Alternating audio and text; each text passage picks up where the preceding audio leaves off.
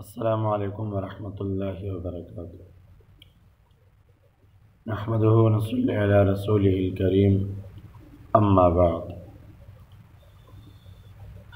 رسول اللہ صلی اللہ علیہ وسلم کی سیرت کے حوالے سے بات چل رہی تھی، اور اس سے پچھلے درس میں معیار نمونہ حیات کی کچھ شرائط بیان ہو گئی کہ نمونہ حیات کی شرائط کیا ہے، کون سا شخص نمونہ بن سکتا ہے اور نمونہ بننے کے قابل ہے۔ تو اس کی 4 شرائط بیان ہوئی۔ پہلا شرط تاریخیت، دوسرا شرط جامعیت، اور تیسرا شرط ہے کاملیت، اور آخری اور چوتھا شرط ہے عملیت۔ تاریخیت کا معنی یہ بتایا کہ اس کی زندگی مضبوط واسطوں سے ثابت ہو، اس کا ہر عمل تاریخ کے معتبر لوگوں سے ثابت ہو، امت کے بہترین افراد سے، ایمان والے، صدق والے، تقوی اور پرہیزگاری والے، ایسے لوگوں سے ان کی زندگی ثابت ہو۔ اور اسی طرح جامعیت کا معنی ہے کہ اس کی زندگی جامع ہو، کسی ایک قوم، کسی ایک قبیلہ، کسی ایک قوم زبان، کسی ایک ملک کے ساتھ خاص نہ ہو، کسی ایک شعبے کے ساتھ خاص نہ ہو، کسی ایک افراد کی ایک جماعت کے ساتھ خاص نہ ہو، بلکہ دنیا کے تمام انسان جس شعبے اور جس ملک اور جس قبیلے کے ہو، اس کے لیے اس میں زندگی آسان ہو اور اس کے لیے وہ نمونہ بننے کا قابل ہو۔ اسی طرح کاملیت کا معنی ہے کہ اس کی زندگی کا کوئی حصہ، کوئی قصہ، کوئی واقع، کوئی عمل امت سے چھپا ہوا نہ ہو، اس کی پوری زندگی امت کے سامنے ہو۔ اور عملیت کا معنی ہے کہ وہ خود جو کہیں وہ عمل کے میدان میں سب سے آگے ہو۔ اگر ایک چیز کا حکم دیتے ہیں تو وہ سب سے پہلے اس پہ عمل کرنے والا ہو، عمل میں آگے ہو۔ یہ 4 صفات ہیں، یہ معیاری نمونہ حیات کی شرائط ہیں۔ اب انہی شرائط کی نظر میں، اسی شرائط کی روح سے ہم حضور صلی اللہ علیہ وسلم کی زندگی کو دیکھتے ہیں کہ ہم اللہ کے حبیب اور اللہ کے محبوب حضرت محمد صلی اللہ علیہ وسلم کی زندگی کو دیکھتے ہیں، ہمارے دیکھتے ہیں کہ آپ کی زندگی میں یہ شرائط کس درجے میں پائے جاتے ہیں اور آپ کس درجے کا معیار نمونہ ہے۔ آپ سارے عالم کے انسانوں کے لیے معیار ہے زندگی گزارنے کا، آپ معیار ہے اپنی زندگی بنانے کا، چاہے دنیا کے بادشاہ ہو، غریب ہو، رعایا ہو، عوام ہو، خواص ہو، امیر ہو، غریب ہو، مرد عورت ہو، بچے بوڑھے ہو، جوان ہو، جس قوم قبیلے کا ہو، آپ ان تمام دنیا کے تمام افراد کے لیے ایک ہی وقت میں آپ ایک نمونہ ہے۔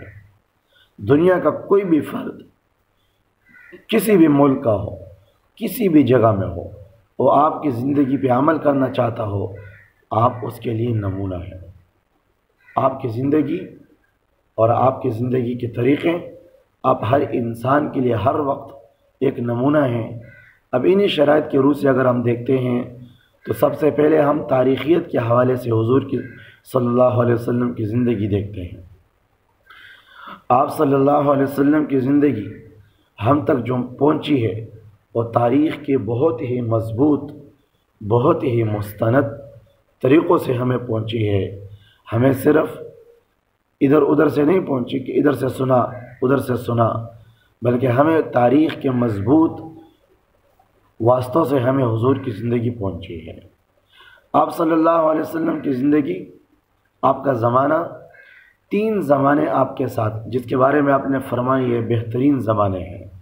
خیر القرون قرنی ثم الذین یلونہم ثم الذین یلونہم۔ آپ نے فرمایا بہترین زمانہ، بہترین لوگ وہ میرے زمانے کے ہیں، میرا زمانہ بہترین ہے۔ پھر اس کے بعد اس کے ساتھ ملا ہوا زمانہ، پھر اس کے بعد اس کے ساتھ ملا ہوا، یعنی حضور کی زندگی اور صحابہ کا زمانہ، پھر اس کے بعد تابعین کا زمانہ، یعنی صحابہ کے شاگرد، وہ لوگ جنہوں نے صحابہ کی زندگی میں ایمان لایا، صحابہ کی صحبت میں رہے۔ تیسرا زمانہ تبع تابعین، یعنی تابعین کی ہاتھ پر ان کے زمانے میں جو لوگ ایمان لائے، جن لوگوں نے تابعین کی زندگی صحبت اٹھائی، ان سے پڑھا، ان سے سنا، ان سے حضور کی زندگی سیکھی۔ یہ 3 دور ہیں، 3 زمانے ہیں، صحابہ کا، تابعین کا، تبع تابعین کا۔ حضور صلی اللہ علیہ وسلم کی زندگی یہ صحابہ نے محفوظ کیا، اور انہوں نے ایسا محفوظ کیا کہ انہوں نے ذرے کے برابر بھی حضور کی زندگی میں فرق نہیں کیا۔ یوں سمجھو کہ ہر صحابی جو چلتا پھرتا تھا یہ حضور کی زندگی کو لے کر چلنے والا تھا۔ ایک جیسی حضور کی زندگی تھی ایسے ہی صحابہ کی زندگی تھی۔ اسی بنیاد پہ صحابہ کی زندگی کو، ان کے ایمان کو اللہ نے باقی ایمان والوں کے لیے معیار بنایا۔ فَإِنْ آمَنُوا بِمِثْلِ مَا آمَنْتُمْ بِهِ فَقَدِ اهْتَدَوْا، اگر باقی ایمان والے صحابہ کی ایمان کی طرح ایمان لائیں گے، اللہ فرمانے فَقَدِ اهْتَدَوْا، یہ ایمان والے ہیں۔ یوں سمجھ لو یہ خطاب صحابہ سے ہے۔ اللہ فرمانے صحابہ، اگر آنے والے مسلمان، آنے والے انسان، اگر وہ ایمان تمہاری طرح لائے، ان کا ایمان تمہاری طرح ہو، تو ان کا ایمان معتبر ہوگا، ان کا ایمان میرے ہاں قبول ہوگا۔ اگر ان کا ایمان تمہارے ایمان کی طرح نہ ہو، ان کا اسلام تمہارے اسلام کی طرح نہ ہو، وہ نام کے مسلمان ہوں گے، وہ نام کے مومن ہوں گے، لیکن حقیقی طور پہ ایمان والے اور مسلمان نہیں ہوں گے۔ تو صحابہ کے ایمان کو معیار بنائے، کیوں؟ اس لیے کہ صحابہ مکمل طور پہ حضور کی زندگی کو اپنانے والے تھے۔ اچھا، حضور کی زندگی صحابہ نے کیسا محفوظ کیا؟ ان کے محفوظ کرنے کے طریقے کیا تھے؟ انہوں نے 2 طریقوں سے صحابہ کی زندگی کو محفوظ کیا، 2 طریقوں سے۔ ایک انہوں نے محفوظ کیا اپنی عملی طور پہ۔ کیا مطلب ہے؟ انہوں نے حضور صلی اللہ علیہ وسلم کو جو کام کرتے دیکھا، ایسے ہی انہوں نے کرنا شروع کیا۔ عملی طور پہ انہوں نے عملی طور پہ انہوں نے حضور کی زندگی کو پہچانا، ان پہ عمل کیا، اور انہوں نے عملی طور پہ اس زندگی کو آگے پھیلانا شروع کیا۔ ان کی اولاد آئی، ان کے بعد کی نسلیں آئی، صحابہ جہاں جہاں گئے انہوں نے عملی طور پہ حضور کی زندگی آگے پہنچائی۔ اور دوسرے طریقے سے صحابہ نے حضور کی زندگی کو محفوظ کیا حافظے سے۔ ان کے حافظے بڑے مضبوط تھے، اور ان سے کبھی حافظے میں کبھی چوٹ نہیں ہو سکتی، کبھی غلطی نہیں ہو سکتی۔ عرب کا حافظہ مشہور تھا، ان کے خوراک، ان کے ماحول، وہ ایک مجلس میں 100 اشعار بغیر کسی غلطی کے، بغیر ٹہرنے کے مسلسل پڑھ کے سناتے تھے۔ ایک سنا دیتا، دوسرے کو اسی وقت یاد ہو جاتا۔ ان کو اپنے خاندان کی نسب کے نام یاد تھے، سارے آبا اور اجداد کے نام یاد تھے، بچے بچے کو یاد تھے۔ چلو یہ تو ہم سمجھتے ہیں کہ چلو خاندان کے نام، آبا اور اجداد کے نام یہ اتنے مشکل نہیں ہیں۔ وہ گھوڑوں کی نسلوں کو بھی یاد کرتے تھے، ان کے پاس جو گھوڑے ہوتے تھے، ان کے پاس جو اونٹ ہوتے تھے، ان کے پاس جو خچر ہوتے تھے، ان کی نسلوں کو بھی یاد کرتے تھے، ان کا بھی نام ان کو یاد تھا۔ ان کے اپنے پردادا، اپنے آبا اور اجداد کے آخر تک پہنچاتے تھے۔ تو ان کے حافظے بڑے مضبوط تھے، وہ حافظوں سے بھی، اپنے ذہنوں سے بھی حضور کی زندگی کو محفوظ کرتے تھے۔ اسی طرح وہ کتابت کے ذریعے سے بھی حضور کی زندگی کو محفوظ کرتے تھے۔ اس کے بھی بڑے نمونے ہیں۔ صحابہ کے پاس، مختلف صحابہ جن کے پاس رسالے تھے، صحیفے تھے، اور اس صحیفہ صادقہ ایک مشہور صحیفہ صادقہ ہے جس میں حضور صلی اللہ علیہ وسلم کی احادیث، آپ کی زندگی، آپ کا عمل اس میں محفوظ ہے۔ اور اسی طرح ایک موقع پہ آپ نے خطبہ دیا حجۃ الوداع میں، جب آپ خطبے سے فارغ ہوئے، ایک صحابی نے عرض کیا، آ کر کہنے لگے یا رسول اللہ، آپ نے جو خطبہ دیا یہ کسی سے مجھے لکھوا لے، مجھے لکھ کے دے دے۔ تو ان کو لکھنے کا بھی شوق تھا، تو آپ نے حکم دیا کسی صحابی کو کہ آپ اس فلاں صحابی ابو شاہ رضی اللہ عنہ ان کا نام تھا، کہ ان کو لکھ کے دے دو۔ اسی طرح ابو ذر غفاری رضی اللہ عنہ یہ حافظے میں بڑے مشہور تھے، وہ احادیث کا ذخیرہ، زیادہ حدیث انہی سے منقول ہے، حدیث کا زیادہ ذخیرہ انہی سے منقول ہے، کہ انہوں نے ہر وقت حضور کے ساتھ رہتے، جو حضور فرماتے اس کو محفوظ کرتے۔ اور اسی طرح عملی طور پہ عبداللہ ابن عمر رضی اللہ عنہ جو مشہور صحابی ہے، وہ قافلے میں جہاں جس راستے سے گزرتے تو وہاں جس جگہ پہ حضور صلی اللہ علیہ وسلم ٹہرتے اسی جگہ پہ وہ ٹہرتے، جہاں حضور صلی اللہ علیہ وسلم قضاء حاجت کے لیے تشریف لے جاتے وہاں رک کر قضاء حاجت کی اگر حاجت نہ بھی ہوتی وہ وہاں جا کر رکتے۔ ایک موقع پہ وہ رکے، اترے اور جا کر کچھ دیر کے لیے وہاں بیٹھے، واپس آئے۔ ساتھیوں نے پوچھے کہ آپ نے قضاء حاجت بھی نہیں کی، کوئی ضرورت بھی نہیں تھی، آپ نے ہمیں روکا، آپ یہاں رکے، وہاں گئے، واپس آئے تو ہمیں کچھ سمجھ میں نہیں آیا آپ نے وہاں کیا کیا، کوئی ظاہراً آپ نے کچھ عمل نہیں کیا، کچھ کام نہیں کیا۔ تو عبداللہ ابن عمر رضی اللہ عنہ نے فرمایا کہ ایک دفعہ میں حضور صلی اللہ علیہ وسلم کے ساتھ یہاں سے گزر رہا تھا، میں نے دیکھا کہ آپ یہاں قضاء حاجت کے لیے تشریف لے گئے، تو میں نے آج یہاں سے گزرتے ہوئے چاہا کہ میں بھی یہاں سے حضور کی طریقے عمل کرتے ہوئے یہاں سے گزروں۔ انہیں حضور صلی اللہ علیہ وسلم کو میں نے یہاں یہ عمل کرتے دیکھا تو میں نے کہا میں آج اس پہ عمل کروں۔ اسی طرح ایک جگہ سے گزرتے ہوئے ایسے جھک گئے، سر یوں جھکایا نیچے، تو ساتھیوں نے عرض کیا کہ یہاں کوئی رکاوٹ کی چیز نہیں ہے، کوئی درخت وغیرہ، کوئی ٹہنی وغیرہ ہے ہی نہیں جس سے آپ سر نیچے کر لیں۔ تو انہوں نے فرمایا کہ میں نے یہاں ایک درخت کی ٹہنی تھی، درخت جھکا ہوا تھا اور میں حضور صلی اللہ علیہ وسلم کے ساتھ یہاں سے گزر رہا تھا، تو آپ جب یہاں پہنچے تو آپ نے سر مبارک نیچے کیا ٹہنی سے بچنے کے لیے، تو میں نے بھی چاہا کہ یہاں سے گزرتے ہوئے حضور صلی اللہ علیہ وسلم کے طریقے پہ عمل کروں۔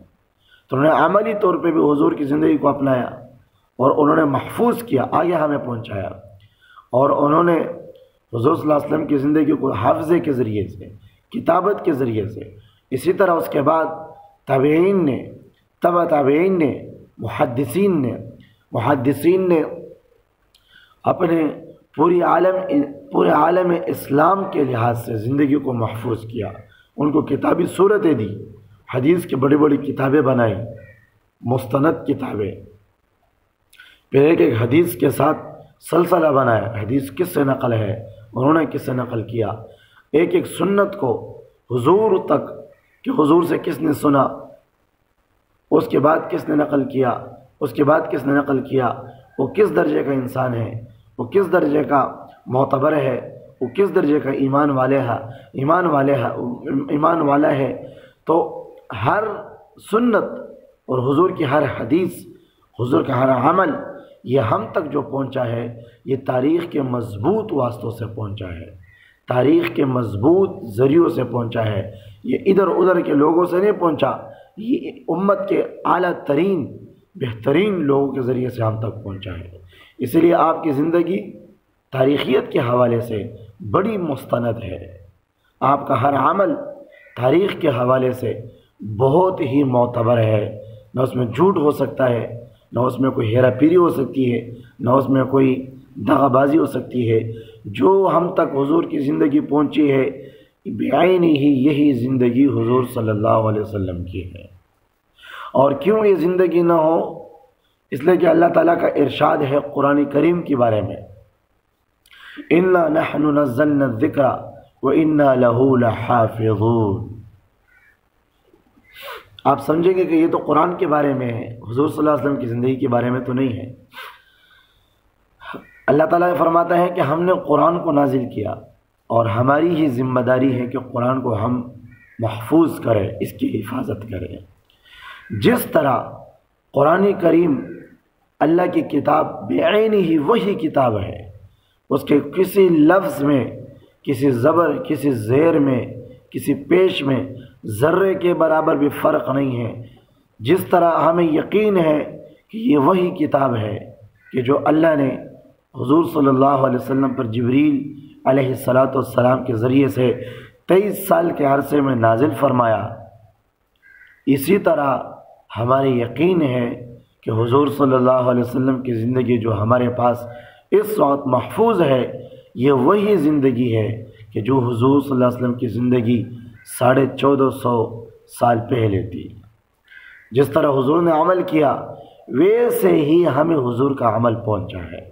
اس لیے ہمیں تاریخ پڑھنی چاہیے، ہمیں سیرت کا مطالعہ کرنا چاہیے، ہمیں سیرت کو سننا بھی چاہیے، سنت کو آگے سنانا بھی چاہیے۔ اسی لیے میں نے یہ سوچا کہ نیٹ پہ، میڈیا پہ سیرت کے عنوان پہ بھی باتیں ہیں، لیکن ایسے مسلسل تفصیل سے کوئی میں نے نہیں دیکھا کہ جس میں حضور کی زندگی شروع سے لے کر ابتدا سے لے کر انتہا تک ہو، جس میں آپ کی زندگی مکمل طور پہ بیان ہو۔ اسی لیے انشاءاللہ میں حضور کی زندگی انشاءاللہ زندگی رہی تو جیسے میں نے ابتدا کیا، آپ کے وفات تک انشاءاللہ اس کو پہنچاؤں گا، اور شروع سے لے کر آخر تک انشاءاللہ امت کے سامنے رکھوں گا۔ اس کا ایک ایک جز، حضور کی زندگی کا ایک ایک لمحہ، آپ کی زندگی کے ایک ایک واقعہ میں شروع سے لے کر انشاءاللہ آخر تک انشاءاللہ پہنچاؤں گا۔ تو یہ تاریخیت کے حوالے سے بات ہوئی کہ جو معیار نمونہ حیات کی شرائط تھی 4، ان میں پہلا شرط تاریخیت۔ تاریخیت کی نظر میں ہم نے حضور صلی اللہ علیہ وسلم کی زندگی کو دیکھا تو آپ کی زندگی تاریخیت کے حوالے سے بڑی مستند ہے، بڑی محفوظ ہے۔ تو یہ میں آپ کو یہ بتانا چاہ رہا تھا کہ تاریخ کے حوالے سے حضور کی زندگی بڑی محفوظ ہے۔ تو قرآن کریم کی حفاظت کا وعدہ اللہ نے کیا، حضور صلی اللہ علیہ وسلم کی زندگی یہ قرآن کی زندگی ہے۔ حضرت عائشہ صدیقہ رضی اللہ عنہا سے کسی نے پوچھا کہ آپ ہمیں حضور کے اخلاق بتائے، تو انہوں نے فرمایا کہ کیا آپ قرآن نہیں پڑھتے؟ تو جواب دیا کہ جی ہاں بالکل پڑھتے ہیں۔ تو حضرت عائشہ صدیقہ رضی اللہ عنہا نے فرمایا کہ قرآن پڑھتے ہو، جو قرآن میں ہے یہی حضور کی زندگی ہے۔ یا کیا مطلب ہے؟ جو قرآن کا عمل ہے، جو قرآن کا حکم ہے، جو قرآن کے احکامات ہے، یہی حضور کی زندگی ہے۔ قرآن ایک لکھی ہوئی کتاب ہے، حضور چلتا پھرتا کتاب ہے۔ قرآن میں بیان کیے ہوئے احکامات ہے، حضور کی زندگی یہ عملی کتاب ہے۔ اسی لیے جس طرح قرآن محفوظ ہے، اس کی حفاظت کا وعدہ ہے، حضور کی زندگی کی حفاظت کا بھی اللہ نے وعدہ کیا۔ قیامت تک حضور کی زندگی زندہ رہے گی، جب تک قرآن رہے گا حضور کی زندگی محفوظ رہے گی۔ قرآن جب اٹھ جائے گا حضور کی زندگی بھی نہیں رہے گی۔ اسی لیے یہ ہمیں یہ اعتماد ہو، یقین ہو کہ حضور کی زندگی ہم تک جو پہنچی ہے یہ تاریخ کے حوالے سے بڑی مضبوط ہے، بڑی مستند ہے، اس میں کوئی جھوٹ نہیں۔ انشاءاللہ آئندہ انشاءاللہ اس کے بعد اگلی مجلس میں باقی بھی انشاءاللہ بات کریں گے۔ السلام علیکم ورحمۃ اللہ۔